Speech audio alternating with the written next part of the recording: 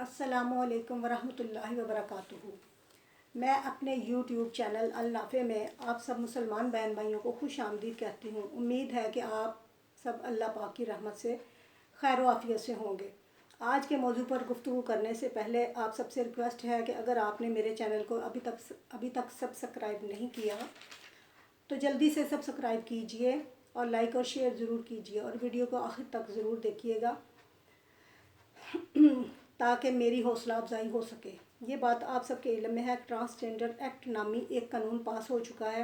इस बिल के तहत बज़ाहिर तो ये ख्वाजा सराओं के विरासती हुकूक़ के बारे में कहा जा रहा है, पता नहीं उनको विरासती हुकूक़ मिलते हैं या नहीं, इस बात का तो मुझे अंदाज़ा नहीं।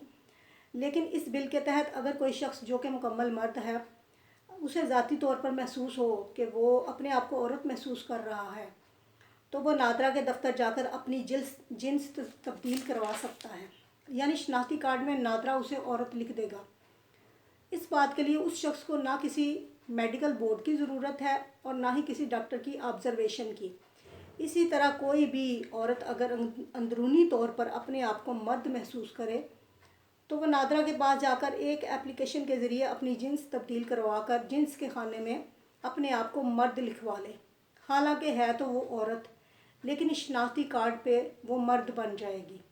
ये कानून इस्लाम के बिल्कुल मुखालिफ है और हमारे आइली निज़ाम के लिए एक बहुत बड़ा धचका साबित होगा, क्योंकि जब एक मर्द अपने आप को औरत लिखवा लेगा तो एक मर्द दूसरे मर्द से शादी कर सकेगा। इसी तरह दो औरतें भी आपस में शादी कर सकेंगी, जो कि खिलाफ शरीयत है। मगर भी ममालिक में अभी तक कई ममालिक ऐसे हैं कि जिनमें हम जिन्स परस्ती को कानूनी कवर हासिल नहीं, यानी वहाँ पर अभी तक ऐसे कवानीन नहीं बनाए गए। हमारा मुल्क पाकिस्तान, जो कि इस्लाम के नाम पर हासिल किया गया है, इसमें ऐसा कुरान और सुन्नत के मुनाफी कानून पास कर लिया गया है। इस बिल को पिछली हुकूमत ने पेश किया और मौजूदा हुकूमत ने इसे पास कर दिया। इस कानून की वजह से हम जिन्स परस्ती को फ़रोग़ मिलेगा और हमारे माशरे में फाहशी तो पहले ही अरूज पे है, बदफेली सरेआम हो जाएगी। आपको मालूम होना चाहिए कि ट्रांसजेंडर एक्ट इसी तरह है कि जैसे हज़रत लूत अलैहिस्सलाम की कौम मजमूई तौर पर लवातत की आदी थी। लोग बदफेली का इर्तिकाब सरेआम करते थे। लूत अलैहिस्सलाम की कौम मुसाफिरों का माल लूट कर हड़प कर लिया करते थे। हज़रत लूत अलैहिस्सलाम को इन लोगों की तालीम व तरबियत और इस्लाह के लिए नबी बनाकर भेजा गया, लेकिन कौम तमाम इखलाकी हदूद को फलांग चुकी थी। हज़रत लूत अलैहिस्सलाम को उर्दन में वाक़े सदूम बस्ती में नबी बनाकर भेजा गया। इस बस्ती के लोग खुशहाल थे, खाने पीने की फ़िक्र नहीं थी, इसीलिए वो अपनी औकात भूले हुए थे। मर्दों का मर्दों से जिनसी इख्तिलात इनमें मनपसंद मशगला था। इस बदअमली को ईजाद करने वाली कौम लूत ही थी। ये बुराई इनसे पहले किसी भी कौम में नहीं पाई जाती थी। जब यह कौम अपनी बुरी हरकत से बाज ना आई तो अल्लाह ताला ने इसे सफ़ाए हस्ती से मिटाने का फ़ैसला कर लिया। जब हज़रत जिब्राईल अलैहिस्सलाम और इसराफील अलैहिस्सलाम को अल्लाह ताला ने इस कौम पर अज़ाब नाजिल करने के लिए भेजा, ये फ़रिश्ते खूबसूरत और हसीन व जमील नौजवानों के रूप में आए।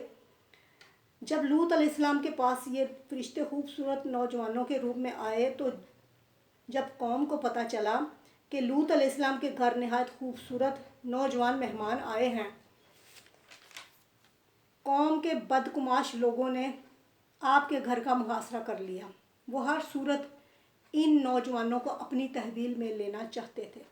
हज़रत लूत अलैहिस्सलाम जब बेबस हो गए तो उन्होंने अफसोस का इजहार करते हुए कहा, काश आज मेरी कोई मजबूत जमात होती। जब फरिश्तों ने यह सूरत हाल देखी कि लोग बाज नहीं आ रहे, दीवार फलांग कर घर में दाखिल होना चाहते हैं, तो हज़रत जिब्राईल अलैहिस्सलाम ने अपने परों को हरकत दी, जिससे कौम के बदकुमाश लोग अंधे होकर दौड़ने लगे। और लूत अलैहिस्सलाम को फरिश्तों ने बताया कि आप यहाँ से तशरीफ़ ले जाएं। सुबह होते ही इन बस्तियों को उल्टाकर तहस नहस कर दिया जाएगा और आपकी बीवी भी इस अजाब की लपेट में आ जाएगी। यहाँ इस बात का तज़किरा भी ज़रूरी है کہ عموماً قرآن پاک میں ہمیں یہ پتہ چلتا ہے کہ پہلی قوموں کو توبہ کے لیے 3 دن کا وقت دیا جاتا تھا، لیکن قوم لوط کو یہ مہلت بھی نہیں دی گئی۔ صبح ہوئی تو فرشتے اللہ تعالیٰ کی دی ہوئی طاقت سے ان بستیوں کی جگہ کو اٹھا کر آسمان کی طرف اوپر لے گئے اور کافی اونچائی پر لے جا کر اسے الٹا دیا، اور اوپر سے اس مقام پر نوکدار پتھروں کی بارش برسائی گئی، جس سے قوم کا بھرکس نکال کر رکھ دیا گیا اور ان بستیوں کا ہمیشہ کے لیے نام و نشان مٹا دیا گیا۔ آج اس جگہ پر زمین نہیں بلکہ گہرا سمندر ہے، اور اس کا پانی انتہائی کڑوا ہے، جس کی وجہ سے اسے بحر میت یعنی بحر مردار کہتے ہیں، اور اس کا نام بحر لوط بھی ہے۔ یہ قانون قدرت ہے کہ جب کوئی قوم اخلاقی طور پر زوال پذیر ہوتی ہے اور اس میں خیر و بھلائی کا کوئی پہلو باقی نہیں رہتا تو اسے صفحہ ہستی سے مٹا دیا جاتا ہے۔ ہمارے 1973 کے آئین میں لکھا ہے کہ کوئی بھی قانون جو اسلام سے متصادم ہو وہ نہیں بنایا جا سکتا، لیکن یہ ٹرانسجنڈر ایکٹ پتہ نہیں کن لوگوں کی خوشنودی کے لیے پاس کیا گیا ہے۔ بحیثیت مسلمان ہم سب کو اس کے خلاف آواز اٹھانی چاہیے، اور یہ آواز اتنی مؤثر ہو کہ حکومتی ایوان ایسے قوانین پاس کرنے سے باز رہیں۔ کیا ہم قوم لوط کی طرح نوکدار پتھروں کی بارش چاہتے ہیں؟ ہمارا ملک پہلے ہی شدید بارشوں اور سیلاب کی وجہ سے بہت زیادہ متاثر ہوا ہے۔ اس طرح کے اسلام مخالف قوانین پاس کر کے اللہ تعالیٰ کے غضب کو دعوت مت دے۔ اس قانون کو فی الفور ختم کیا جائے۔ خواجہ سراؤں کو حقوق دلوانے کی آڑ میں ہم جنس پرستی کو قانونی سرٹیفکیٹ دیا جا رہا ہے۔ اس قانون کے تحت لڑکی اپنے آپ کو لڑکا لکھوا کر وراثت میں اپنے بھائیوں کے برابر حصہ لے گی۔ یہ تو بھائیوں کے حقوق بھی غصب کرنے والے ہیں۔ کیا بھائی اس لڑکی کو اپنے برابر حصہ لینے دیں گے؟